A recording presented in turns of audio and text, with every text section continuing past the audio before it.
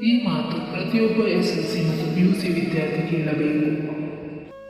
ಮಳೆ ಜೋರಾಗಿ ಸುರಿಯುತ್ತಿತ್ತು. ಪ್ರೀತಿ ತನ್ನ SSLC ಫಲಿತಾಂಶ ನೋಡಲು ಮೊಬೈಲ್ ಹಿಡಿದು ಕುಳಿತಿದ್ದಳು. ಅವಳ ಹೃದಯ ಜೋರಾಗಿ ತಡತಡಿಸಿತ್ತು. ಸ್ಕ್ರೀನ್ ಮೇಲೆ ಮಾರ್ಕ್ಸ್ ಕಾಣಿಸಿಕೊಂಡವು. ಒಂದು ವಿಷಯದಲ್ಲಿ ಅವಳು ಕೇವಲ 35 ಅಂಕ ಪಡೆದಿದ್ದಳು. ಅವಳ ಕಣ್ಣುಗಳಲ್ಲಿ ನೀರು ತುಂಬಿತ್ತು. ನಾನು ಫೇಲ್ ಆಗಿದ್ದರೆ ಎಂಬ ಭಯ ಅವಳನ್ನು ಕಾಡತೊಡಗಿತ್ತು. ಅಮ್ಮ ಶಾಂತವಾಗಿ ಅವಳ ಬಳಿಗೆ ಬಂದು ಕುಳಿತರು. ಮಾರ್ಕ್ಸ್ ಎಷ್ಟೇ ಬಂದರೂ ನೀನು ನಮ್ಮ ಗರ್ವ ಎಂದು ಹೇಳಿದರು. ಪ್ರೀತಿ ಆಶ್ಚರ್ಯದಿಂದ ನೋಡಿದಳು. ಅಮ್ಮ ಮುಂದುವರಿಸಿದರು. 1 ಅಂಕ ನಿನ್ನ ಕನಸು ತೀರ್ಮಾನಿಸುವುದಿಲ್ಲ. ನಿನ್ನ ಪರಿಶ್ರಮ, ನಿನ್ನ ಧೈರ್ಯ, ಅದೇ ನಿನ್ನ ಭವಿಷ್ಯ ತೀರ್ಮಾನಿಸುತ್ತದೆ. ಆ ಮಾತುಗಳು ಅವಳ ಮನಸ್ಸಿಗೆ ಧೈರ್ಯ ತುಂಬಿದವು.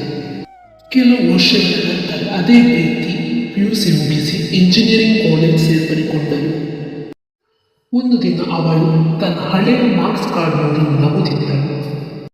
ಆ 1 ಅಂಕ ನನಗೆ ಸೋಲನ್ನು ಕಳಿಸಲಿಲ್ಲ, ಅದು ನನಗೆ ಮತ್ತೆ ಎದ್ದು ನಿಲ್ಲುವುದನ್ನು ಕಲಿಸಿತು ಎಂದು ಅವಳು ಹೇಳಿಕೊಂಡಳು. ಕಥೆಯ ಸಂದೇಶ: ಮಾರ್ಕ್ಸ್ ಜೀವನದ ಅಂತಿಮ ಗುರಿಯಲ್ಲ. ಸೋಲು ಎಂದರೆ ಅಂತ್ಯ ಅಲ್ಲ, ಅದು ಹೊಸ ಆರಂಭ. SSLC ಅಥವಾ PUC ಫಲಿತಾಂಶ ನಿಮ್ಮ ಮೌಲ್ಯವನ್ನು ತೀರ್ಮಾನಿಸುವುದಿಲ್ಲ.